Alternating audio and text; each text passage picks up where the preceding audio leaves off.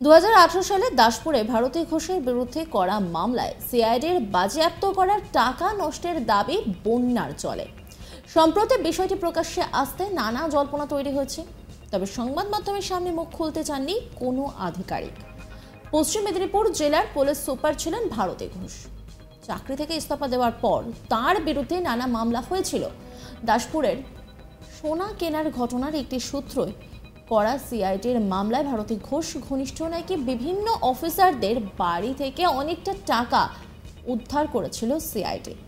সূত্রের খবর, সিআইডির বিভিন্ন স্থান থেকে বাজেয়াপ্ত করা সেই টাকার পরিমাণ ছিল নাকি 2 কোটি, যেটা ঘাটাল মহকুমা শাসকের অফিস সংলগ্ন ট্রেজারিতে রাখা ছিল।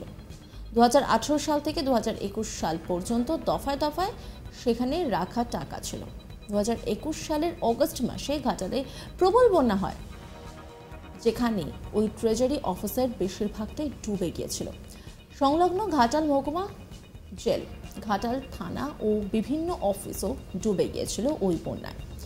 জেলে বন্দি থাকা আসামিদের ও অন্যান্য বেশ কিছু জিনিসপত্র সেখান থেকে সরানো হয়েছিল, তবে সরানো যায়নি হঠাৎ করে চলে আসা বন্যায় ডুবে যাওয়া অনেক কিছুই। সম্প্রতি ওই ট্রেজারি পরিষ্কার বা বিভিন্ন কাজ করতে গিয়ে প্রকাশ্যে আসে বাজেয়াপ্ত করা টাকার বেশিরভাগটাই জলে ডুবে নষ্ট হয়ে গিয়েছে। অবশিষ্ট থাকা কিছু টাকা মেদিনীপুর ট্রেজারিতে স্থানান্তরের প্রক্রিয়া শুরু হয়েছে। তাতেই নানা জল্পনা তৈরি হয়। এ বিষয়ে প্রশাসনিক আধিকারিকরা প্রকাশ্যে কেউই মুখ খুলতে চায়নি, তবে সংবাদ মাধ্যমে ভারতী ঘোষ জানিয়ে দেন এই টাকার প্রসঙ্গে তিনি কিছুই জানেন না। এই টাকা তার নয়, সেটা প্রমাণও হয়ে যাবে, ফলে এই প্রসঙ্গে বলতে পারবেন না। শাহজাহান আলী এই নিয়ে একটি প্রতিবেদন তুলে ধরেছেন, দেখাবো আপনাদের। দাসপুরের সোনা পাচার মামলায় চাঞ্চল্যকর মোড়। এই মামলাতে সিআইডির বাজেয়াপ্ত করা, যেটা সিআইডির দাবি ছিল প্রায় 2 কোটি টাকা, তা ঘাটালের বন্যা কবলিত এলাকাতে রাখা ট্রেজারিতে জলে ডুবে অধিকাংশই নষ্ট হয়ে গিয়েছে বলে সূত্রের খবর। আর তা নিয়ে চাঞ্চল্যকর পরিস্থিতি পশ্চিম মেদিনীপুরের ঘাটাল মহকুমায়। কারণ এই দাসপুরের সোনা পাচার মামলার কেন্দ্রস্থল ছিল কিন্তু ঘাটাল। যেটা রটেছে সম্প্রতি পশ্চিম মেদিনীপুরে দাসপুরের সোনা পাচার মামলায় তৎকালীন পশ্চিম মেদিনীপুর জেলার আইপিএস অফিসার ভারতী ঘোষকে সিআইডি বিভিন্ন সময় তদন্ত করেছিল, তদন্ত করে জিজ্ঞাসাবাদ করেছিল। সেই সিআইডির তদন্তের সময় ভারতী ঘোষের ঘনিষ্ঠ বিভিন্ন অফিসারদের বাড়িতেও সিআইডি বিভিন্ন দফায় দফায় অভিযান চালিয়েছে, তল্লাশি চালিয়েছে। সেই সময় একটা নাকি প্রায় 2 কোটি টাকা বিভিন্ন অফিসারদের বাড়ি থেকে বাজেয়াপ্ত করেছিল সিআইডি, যদিও প্রকাশ্যে সেই হিসেব দেয়নি।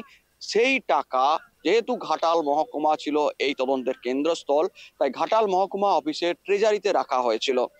2018 সালের সেই ঘটনার তদন্তের পর্বে 2021 সালের আগস্ট মাসে একটি প্রবল বন্যা হয় ঘাটাল জুড়ে, যেখানে মহকুমা শাসকের অফিস পর্যন্ত ডুবে গিয়েছিল।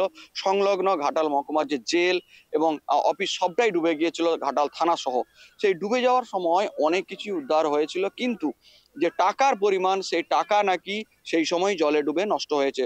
সম্প্রতি গত 2-3 দিন ধরে সংবাদ মাধ্যমে এই বিষয়ে জলঘোলা পরিস্থিতি তৈরি হয়েছে, এবং যদিও প্রশাসনের পক্ষ থেকে কোনো আধিকারিক কিংবা আইনজীবী এবং সিআইডির পক্ষ থেকে এই বিষয়ে কোনো মুখ খোলা হয়নি, তবে ভারতী ঘোষ সংবাদ মাধ্যমের কাছে দাবি করেছেন এই টাকা তার বা তাদের কারোই নয়, সেটা প্রমাণ হয়ে যাবে।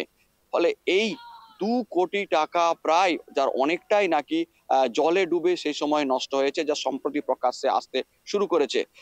এটাও জানা গিয়েছে বিশেষ সূত্রে যে সম্পূর্ণ টাকা বাজেয়াপ্ত করা যে সমস্ত টাকাটি সবটাই নষ্ট হয়নি, কিছুটা রয়ে গিয়েছে।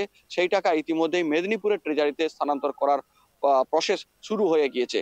তাহলেও তদন্তের সময় সেই সময় উদ্ধার হওয়া 500 ও 1000 টাকার যে নোট, তার বেশিরভাগটাই নষ্ট হয়ে গিয়েছে বন্যা কবলিত ঘাটালের ওই বন্যার জলে ডুবে। তা নিয়ে একটা চাঞ্চল্যকর পরিস্থিতি। তবে এ বিষয়ে প্রশাসনিক আধিকারিকদের বারবার জিজ্ঞাসা করেও তারা কোনো সদুত্তর দেননি বা কোনো রকম মুখ খুলতে চাননি। পশ্চিম মেদিনীপুর থেকে ক্যামেরায় মকবুল হোসেনের সঙ্গে শাহজাহান আলী, আজ তাক বাংলা। 2018 সালের দাসপুরে ভারতী ঘোষের বিরুদ্ধে করা মামলায় সিআইডির বাজেয়াপ্ত করা টাকা নষ্টের দাবি বন্যার জলে। সম্প্রতি বিষয়টি প্রকাশ্যে আসতে নানা জল্পনা তৈরি হয়েছে, তবে সংবাদ মাধ্যমের সামনে মুখ খুলতে চাননি কোনো আধিকারিক। অন্যান্য আপডেটের জন্য অবশ্যই নজর রাখুন আজ তাক বাংলার ইউটিউব স্ট্রিমিং এবং ইউটিউব চ্যানেলকে সাবস্ক্রাইব করুন, লাইক করুন, কমেন্ট করুন, শেয়ার করুন। পাশাপাশি হোয়াটসঅ্যাপে নজর রাখুন, কারণ সেখানেও রয়েছে আজ তাক বাংলা।